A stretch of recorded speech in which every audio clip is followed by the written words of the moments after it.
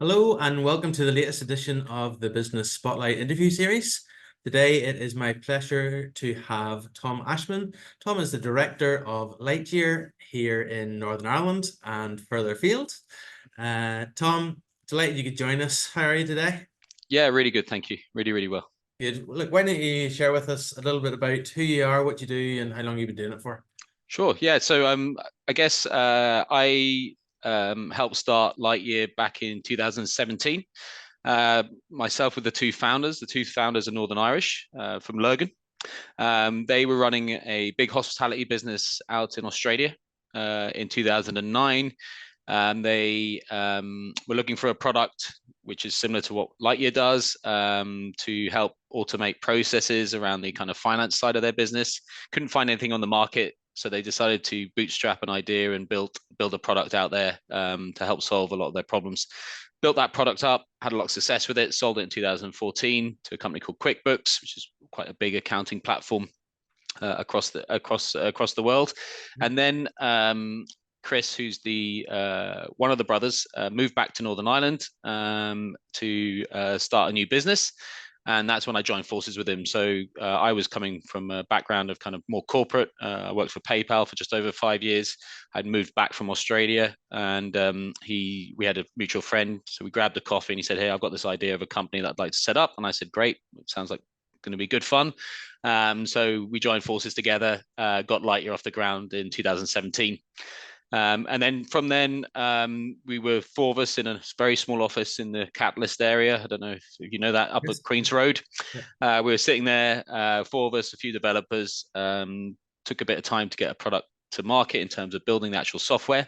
That took about 18 months, which is quite a quick turnaround for a piece of software to actually have an actual usable product. And then since then, we've really grown the business at a kind of rapid pace. I think we're one of the fastest growing tech companies in Northern Ireland, if not Fantastic. the fastest. So we've now grown the business to 75 staff, I think we are now.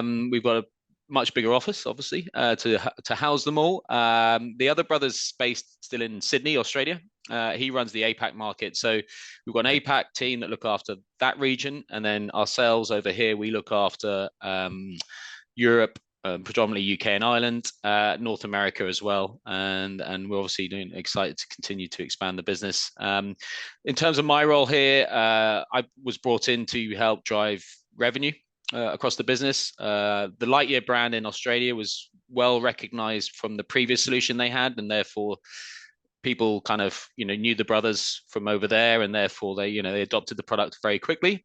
When we set up Lightyear over here, nobody knew about us. It was an absolute kind of who's Lightyear? Oh, Buzz, I'm Buzz from Lightyear. Yeah, yeah. That kind of thing, trying to get your foot through the door. So it was a real hard slog to begin with, and then COVID hit, and all the fun things that happened across that. But we still managed to make a pretty good success of it. And now we're kind of one of the leading players in our kind of space in terms of what we do. Do you want me to talk about what the product does and kind of how that works, or would that Sure, help? yeah, yeah, Yeah, yeah. brilliant. Explain it to some of the folks that wouldn't be aware of it. Yeah, that'd be great. Yeah, so we it's not sexy, but we fix a massive pain point for most finance teams in most kind of medium to like large SMEs to kind of medium-sized businesses, and a few big ones as well. So they typically have a team of people that manage the supplier relationships that they have. So when they're buying products or services from these suppliers, and every supplier will send them an invoice. And the traditional way of handling that invoice would be to maybe print it off or receive it in the post. And they'll have to send it around for approvals to get it paid, and then they'll have to key it into their accounting software. Our product kind of sits against their accounting software, or next to it, and it digitizes that whole process for them. So it automates that whole process. We've done analysis, and it takes up to 10 to 15 people to process an invoice, and it can cost about £15 English pounds to process an invoice to the business if they're doing it all manually. We've actually reduced that from a amount of time that's spent, and we've reduced the cost of that actual processing of an invoice to anything around 50 to 20p, depending on the size of the business. So Fantastic. we've managed to just solve a massive manual process and pain point that the actual customers were facing, and it's just revolutionized that team's kind of time and effort, and therefore they can just jump on more added value tasks as opposed to doing the kind of manual keying of data, chasing people for approvals and stuff like that. So yeah, as I said, it's not flashy, but it really solves a massive problem that these customers were facing. Oh yeah, I've worked in a few companies in the past myself, and I can just imagine how that would be appreciated. So who's your ideal customer, Tom? So I mentioned kind of large SME and mid-sized Yeah, businesses. We've got our industries that we are very successful in. Hospitality was one of them. About 50% of our base is hospitality. So if you think about, and I'm trying to think about companies here, but like Andrew's House, who's the biggest independent hotelier over here. We've got some big clients in the likes of London as well. So coffee shop chains. We've got a Pret a Manger, a franchise group on our books. We've got McDonald's in Australia. These are big brands, but they're franchise groups. So therefore, there's 50 sites or 100 sites and so on and so forth. sure. So hospitality has been a big one. The care home sector as well. Again, that's hospitality, but with people that potentially don't leave. We work with a lot of those groups, and we've got a lot of success with that. We've got the biggest one here in Ireland as well. And then we've got an eclectic mix. We've got everything from marijuana farms in Canada and California to people selling plumbing stuff online. So literally, it's a wide range. Where we fit brilliantly is companies that are processing lots of invoices on a monthly basis from their suppliers, and companies that have are still printing stuff off and filing them in cabinets and so on and so forth. So those customers and customers that order a lot of products. So if you think about a lot of businesses, like say hospitality, they order hundreds of products every week or thousands. Sure. They're having to take all that data, all those lines of data on those invoices and key it in manually. So the amount of time that's taking is incredible. So we really kind of fit really nicely into those kind of sectors. No, fantastic. And I'm sure there are quite a few people across those sectors that have a huge sigh of relief. Oh, 100. Like it's funny because you speak to these people in those teams, and they're the kind of forgotten team when it comes to kind of improving their processes. yeah, A business director or an owner is all looking about where can I make more profit, and therefore they're looking at the sales team. They're throwing money at them. They're throwing money at potentially their websites and so on and so forth, and marketing collateral. But the finance team actually are just sitting in the back and they think, oh, that's just a cost and it's an admin cost for them. But if they, we've shown them that they can save a huge amount of money in that space and make those teams more productive and give them more added value tasks to be able to help the business grow. And so we've gone into schools. Schools as education is another big one for us. And you sit there and you show that these people who've been doing the same thing for the last 5 or 10 years, and you show them this technology, and they're overwhelmed by it typically because they're like, wow, this is technology, and I'm not too kind of into it. But once they've got the training from us and they've been handheld by us and they've understood kind of how the system works, and it becomes a day-to-day for them, and it just becomes like a massive sigh of relief. As you said, it's just like, this is so much easier. This is making my life easier. This is making my job more enjoyable. So they become more 100%. efficient. They become more profitable. All those sorts of things. We drive a lot of data, so we've got a lot of data in our system. So we're driving insights into the business as well on where they're spending their money and so on and so forth. So they can use that insight to renegotiate, pivot, their business strategies and stuff like that. So it's more of it's not just an automating of a process. It's also giving them insights as well on the kind of data and the purchases that they're bringing through the business. Sounds fantastic. And there you are, sitting literally on my doorstep, and I'm only getting to know about you this week, really. Yeah. So On that point, fantastic. I call us we've been very in stealth mode. Let's just say that over the last 3 or 4 years, like we haven't a big budget. We're a self-sufficient business in terms of it's our own money. We haven't taken on any investment. And therefore we've had to be quite lean, and that's why we've been coming in and slowly but surely getting our brand out there through not a huge amount of marketing activity, but a lot of referral based business. That's where we've kind of made a lot of our money, is people referring us on to other people in their sector and so on and so forth. Sure. Referral, one of the best ways of getting new customers. It's the best way. So Tom, was this sort of like when you were growing up, something that you had thought you always wanted to do? Did you want to be involved in your own business, stuff like that there?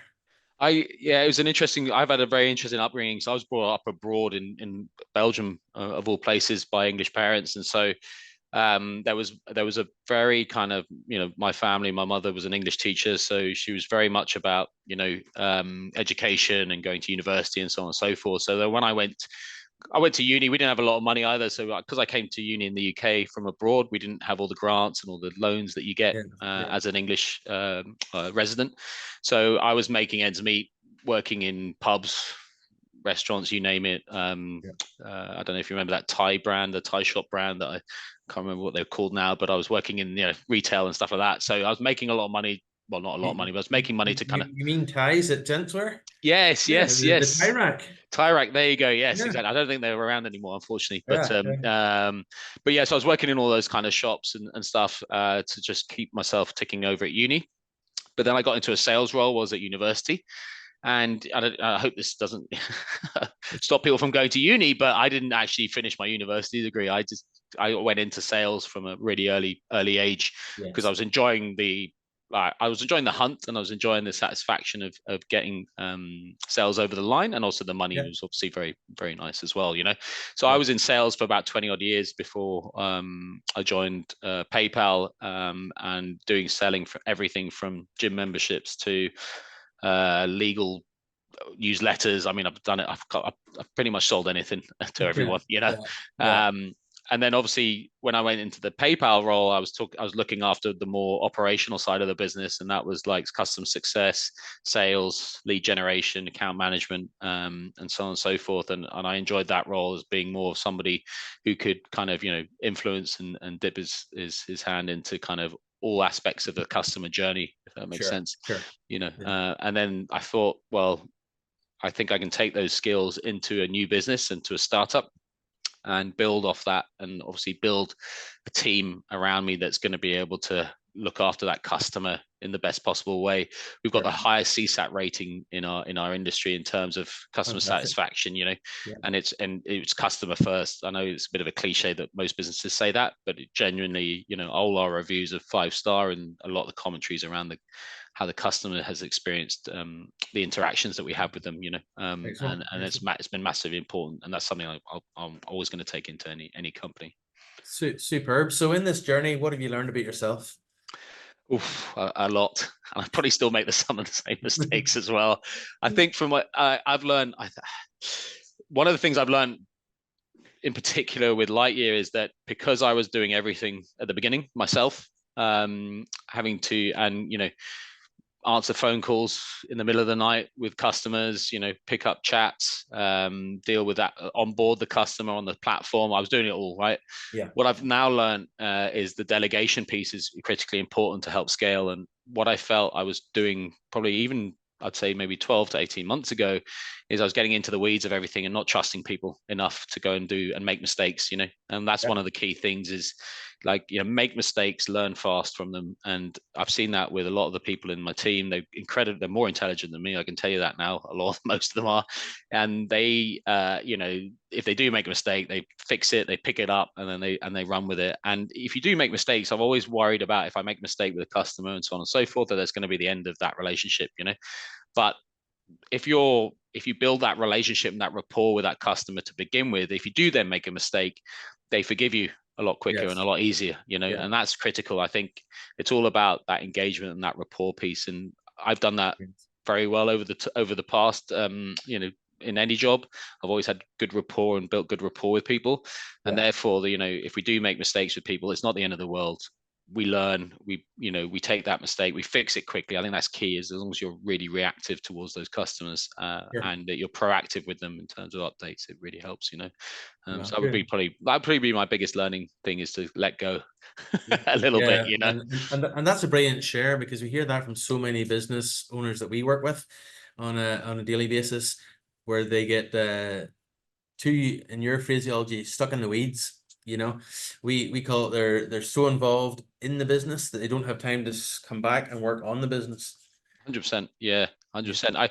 I think, and when I, as long as I can mentor and coach the people underneath me now, and now I've got people, which is great, to managers underneath me that I can kind of work with. Yeah. I can just be there as their kind of, their ears. I'm there to just listen to them, like talk through their problems, help them with challenges they might be facing, give suggestions. Yeah. Because at the, they as I said, they're more talented than me, more intelligent than me typically. And I'm like, you guys run with it. You come to me if you need coaching advice or any particular scenarios where you need help, Yeah. So Yeah. it's been one of those things that, and, one of our founders, Chris, he's still in a lot of the weeds of a lot of the things because he's more on the product side of the business. I'm on the Yes. Yeah. commercial side, Yeah. but again, over time, we can't scale the business if it's just me and him doing everything. You know what I mean? Or trying to do everything badly, and we don't, Sure. having too much on your plate, and you're not going to be effective. Yeah, yeah. And an encouragement to you, and both not just an encouragement, but a congratulations that you have seen and actually practiced that you need to employ people who are smarter than you or can do better than you without feeling the threat of that.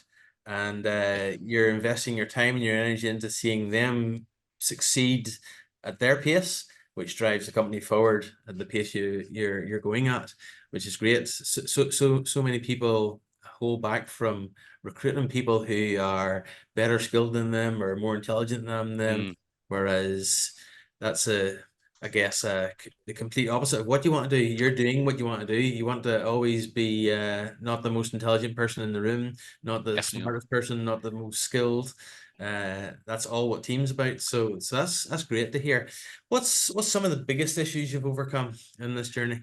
I think, especially the Lightyear journey, we've, because we haven't had a golden pot to pick from, we've had to be Yeah, very kind of, thrifty with how we spend our money. yeah, And therefore, the nervousness, back to recruitment, it's the nervousness of bringing somebody on and giving them a chance, because the amount of effort and time goes into bringing somebody into the business and getting them to a certain level, is a huge amount of time that's being taken away from doing other things, yeah, and so, we took some punts at the beginning, and, obviously we didn't have the salaries probably, that we could bring in a lot of experienced people. Some were incredibly successful, and we had quite a few failures as well, and, I guess looking back on that, the criteria of people that we're now looking for is very different, from a recruitment standpoint, because yes, look, Northern Ireland's got incredible, um, well-educated people from a great education system. A lot of them flee, unfortunately, and go off to to England or somewhere like that to get, yeah, to get a career.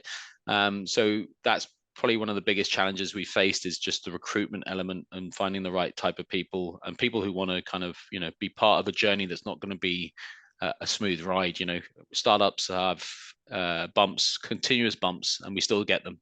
Even though we've developed really good processes, we've got a good operational machine working for us, now.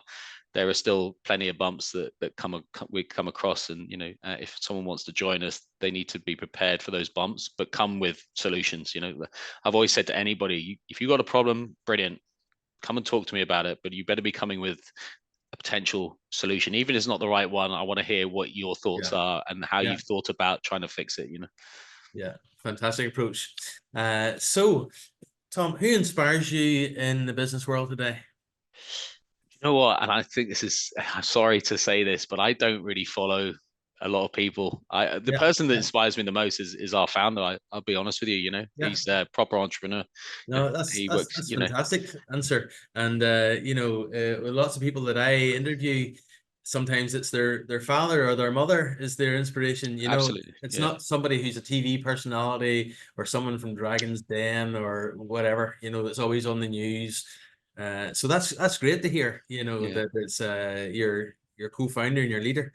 Yeah, I just feel like, I've never read the books that everyone reads, and maybe that's to my detriment or not. When I want to read a book, I want to have a distraction from work as opposed to, Sure, I mean, sure. again, people have inspired me across my career. There's been people that I've worked for. I think the key thing is, when you take on a role, is the most important part of the role is who you're reporting into, because that's the person that's going to inspire you, is going to encourage you, Yeah. is going to motivate you. Forget the company, the person that you're going to be reporting into Sure. is Yeah. key. And if you get on well with them, and they inspire you, and they kind of keep you going, that's for me the people that I would kind of be looking up to. Yeah, so I would probably say him. He's a fantastic guy, and he's a proper entrepreneur, but with a real good heart. I think Yes. he's not one of these people. He's not, not Elon Musk, where I think he rubs people up the wrong, wrong way a lot of the time and has a certain style. Yeah. Yeah. It's one of those things that if you work very well with a person that you're kind of working with very closely, it's going to help significantly. Fantastic. So, where do you direct people to for motivation, or do you go to any avenues yourself? You said there that books are more for getting away and getting a break. Lots of people get directed to the latest book on business or the Yeah. latest podcast. I think for me, it depends on the individual. What motivate. You have to ask them that question first. And then we will help them with that. We've got a people person in the business, HR Yeah, people yeah, person yeah, who's been bringing in coaches and so on and so forth.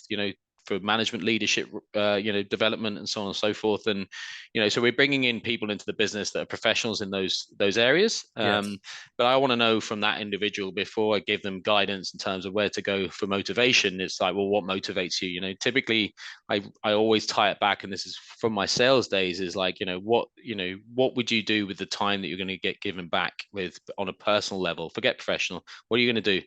You're going to go on more holidays. You're going to do this, so I really just try and understand the psyche of the individual that's working for me to say, well, what motivates you? Okay, great. If that's what motivates you, fantastic. Let's think about those goals, those individual goals, whether they're professional or personal, and how can Lightyear help, and how can we help you get to those goals? So that's kind of how I kind of typically have those conversations with individuals. fantastic. So, last couple of questions while you're still in the spotlight. What does the future look like, and what do you see as the main challenges for Lightyear and yourself? Future looks bright. I think we Yeah, went through a growth period even through COVID. I think our product kind of helps with that, with the situation of like people working from home and stuff.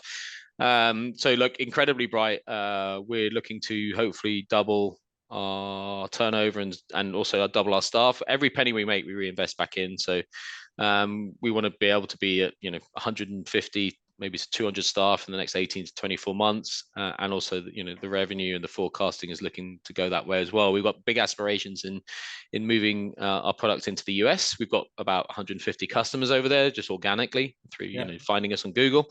We've got big plans for the US because we feel there's a big gap in the market, or there's plenty of opportunity there as well. That's kind of going to be one of our main strategic plays, but also just continuously developing the product and bringing more features in that we've been asked for, because it's all based on what our customers are asking us for. So that's like on a company level. US is a big one. We've still got plenty of work to do in the UK as well. We haven't finished there. But we've got a good machine in that place, and then obviously develop the product to be kind of the best in class product for that type of customer that we're really targeting. Personal level, I don't think that far ahead. Maybe I should, but for me, it's just driving this business to where we needed to get to.